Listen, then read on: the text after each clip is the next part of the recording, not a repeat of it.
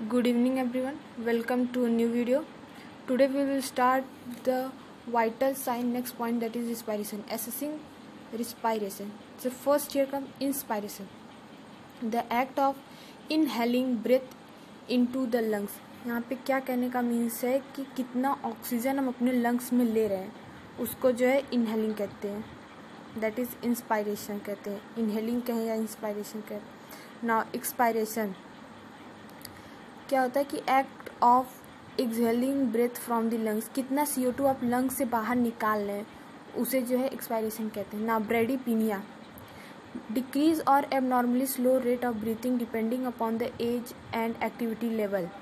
क्या कह रहा है कि जब हम लोग रेट होता है, रेट ऑफ ब्रीथिंग होता है, वो जो है डिक्रीज हो जाता है या एबनॉर्मल हो जाता है, उस डिजीज़ का नाम होता है ब्रेडीपीनिया. और नॉर्मल रिस्पायरेशन क्या रेट है 16 to 20 PM for healthy adult. Now next is tachypnea, increase or abnormally high rate of breathing depending upon the age and activity level. क्या होता है ट्रैकीपीनिया मीन्स कि हमारा जो रेट ऑफ ब्रीथिंग है वो इंक्रीज हो जाता है, या तो एबनॉर्मली बहुत ज़्यादा इंक्रीज होता है ये इंक्रीज हो जाता है. अब वो कुछ ये जो है कि ब्रेडीपीनिया और ट्रैकीपीनिया जो है कि ये आपके एज पे कुछ तो डिपेंड करता है, और सेकंड जो है आपके एक्टिविटी लेवल पे आप कितना हार्ड वर्क क्या क्या परफॉर्म किए कैसे हो अभी. Now respiratory rate, number of breaths per minute. Respiratory rate पूछा जाएगा तो क्या कहेंगे, number of breath per minute. Now next definition पे आते हैं. Respiration is a process of breathing and consists of inspiration and expiration. Respiration क्या है कि प्रोसेस है ब्रीथिंग का जो कंसिस्ट करता है इंस्पायरेशन एंड एक्सपायरेशन. मैंने इंस्पायरेशन और एक्सपायरेशन आपको बता दिया है कि क्या होता है. Act of inhaling that is inspiration and expiration the act of exhaling. Assessing respiration involve monitoring the inspiration and expiration. अब आप जो है रिस्पायरेशन कैसे देख सकते हो, कैसे पता चलेगा कि कितना आपको उसके चेस्ट को देखना है, वो कितना इनहेल कर रहा है ऑक्सीजन को और कितना एक्सहेल कर रहा है CO2 को. इससे आपको पता चल जाएगा कि उसका जो है रिस्पायरेशन रेट क्या है. ना पर्पज़ क्या होता है, to assess the rate rhythm and volume of the respiration. First purpose सबसे मेन यही होता है कि रिस्पायरेशन का जो है रेट, रिदम और वॉल्यूम देखने के लिए कि सही काम कर रहा है 1 मिनट में. To assess for any changes in condition and health status. अब ये भी चेक किया जाता है कि रिस्पायरेशन अगर हाई है या लो है तो कहीं जो है कि हेल्थ में कोई प्रॉब्लम तो नहीं है. To monitor the effectiveness of therapy related to respiratory system.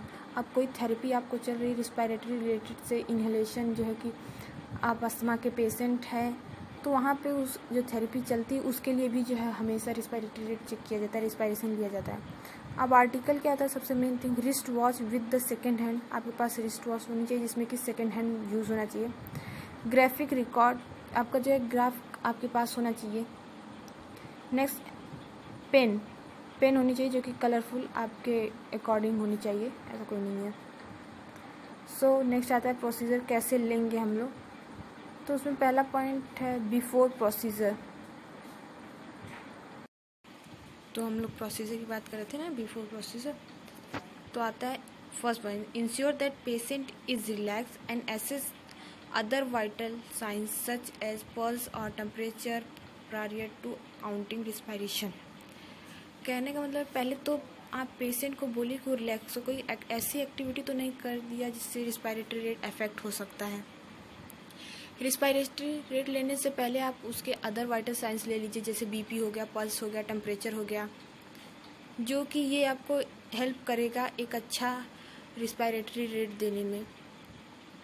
अब इस क्यों ऐसा, अवेयरनेस ऑफ द प्रोसीजर में alter the rate of respiration. Conscious patient when relax and unaware of procedure tend to have the accurate respiratory rate.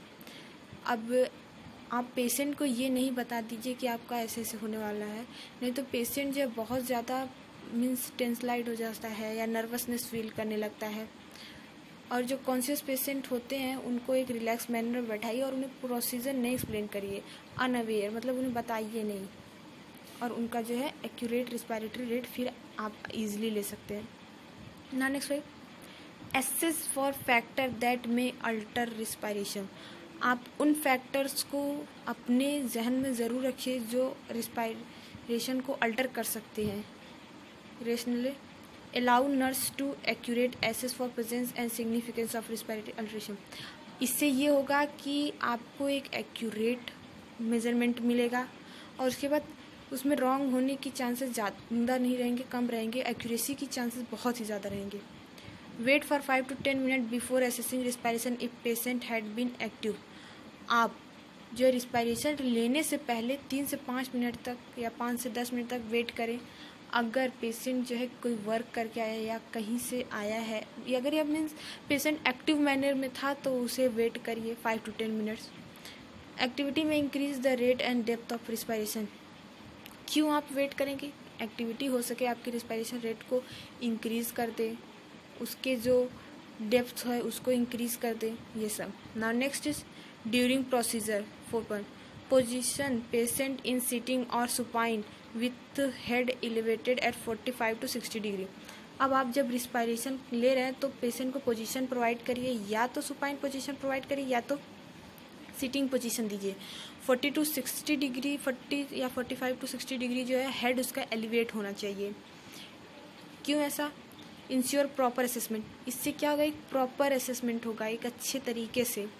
Now next keep your finger over the wrist as if checking pulse and position patient hand over his lower chest और abdomen. अब जो है कि अपना finger आप patient के wrist पे रखिए जब आप उसके पल्स को काउंट कर रहे हैं और पेशेंट का हैंड जो है उसके चेस्ट पर रखवाइए अगर सुपाइन पोजीशन में, या तो एब्डोमेन पे रखवाइए। Rationally make the patient less aware of his respiration. Patient को इतना मतलब उसे अवेयर नहीं करिए कि आप वो रिस्पायरेशन ले रहा है, उसको लेस अवेयर करिए, क्योंकि अगर वो लेने लगेगा, अगर उसको पता चल गया तो वो जो है रिस्पायरेशन लेने लगेगा, कहेगा कि हमको नॉर्मल लाना है, तो उसके थोड़े से नर्वसनेस की वजह से वो अल्टर हो सकता है उसका respiratory rate. Keeping hand over chest और abdomen make the movement of the chest more visual. अब जो है पेशेंट का आपने जो चेस्ट पे या एब्डोमेन पे हैंड रखवा है तो ये इजी वे में एसेस कर सकते हैं आप मूवमेंट ऑफ चेस्ट का और एब्डोमेन का। Now next 6 observe one complete respiratory cycle inspiration and expiration. कह रहा है कि कंप्लीट साइकिल रिस्पायरेशन का देखिए, मतलब कि एक बार उसने जो है ब्रेथ लिया फिर जैसे रिलीज किया, एक कंप्लीट रिस्पायरेटरी साइकिल को आप देखिए। Next 7 assess rate depth rhythm and character of respiration. आप जो है रिस्पायरेशन के सब कुछ क्राइटेरिया की तरफ से देखिए, जैसे कि रेट देखिए, उसका डेप्थ देखिए, रिदम देखिए एंड कैरेक्टर देखिए, कहीं उसमें कोई अल्टर तो नहीं है। अब क्यों देखेंगे? Depth of respiration reveal the volume of air moving in and out of the lungs. Depth मतलब कितनी देर तक, कितने टाइम तक वो ले सकता है O2 और कितने टाइम तक जो है CO2 को रिलीज कर रहा है, वो उसका डेप्थ है। Abnormalities of rhythm and character reveal specific disease condition. अगर एबनॉर्मलिटी आपके रिदम या रेट में आ रहा है, थोड़ी सी भी चेंजेस हुई तो ये कुछ न कुछ जो है आपके डिजीज कंडीशन को कॉज करने के चांसेस ज़्यादा हैं। 8 count respiration for 1 whole minute. अब आप रिस्पायरेशन को पूरे 1 मिनट के लिए देखें। पहली चीज़ तो उसमें पूरा साइकिल देखें, जो है 1 पूरी ब्रेथ साइकिल को लेना है और पूरे 1 मिनट तक जो है कि आपको रिस्पायरेशन रेट चेक करना है। अब आफ्टर प्रोसीजर आप क्या करेंगे? आपने पेशेंट को टच किया है, वार्ड में गए थे तो इसलिए wash your hand. Next record the finding and report any abnormalities finding. आप जो है उसको रिकॉर्ड में मेंशन करिए कि इस डेट पे इस पेशेंट का नाम, एज जो है सब कुछ देखिए, क्योंकि ये सब मैटर करता है। एज के हिसाब से भी आपका रिस्पायरेशन रेट जो है अल्टर होते हैं। और कोई भी एबनॉर्मलिटीज़ अगर फाउंड हो रही है तो आप अपने सीनियर डॉक्टर को रिपोर्ट करें। Now next we will come here the pediatric variation. Pediatric means child में क्या होता है, कौन कौन से प्रॉब्लम्स हो सकते हैं। In infant observe abdominal movement because respiration are diaphragmatic. जो इन्फेंट होता है उसमें जो है रिस्पायरेशन रेट कहाँ से चेक किया जाता है? एब्डोमिनल पर से।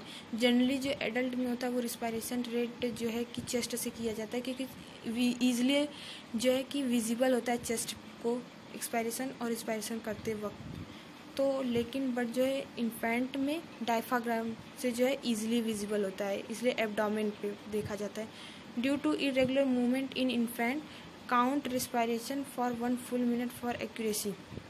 आप बिना इन्फेंट को हिलाए पूरे 1 मिनट, एक कंप्लीट मिनट तक जो रेस्पिरेशन रेट को चेक करना है फॉर एक्यूरेट अगर रेस्पिरेशन चाहिए तो।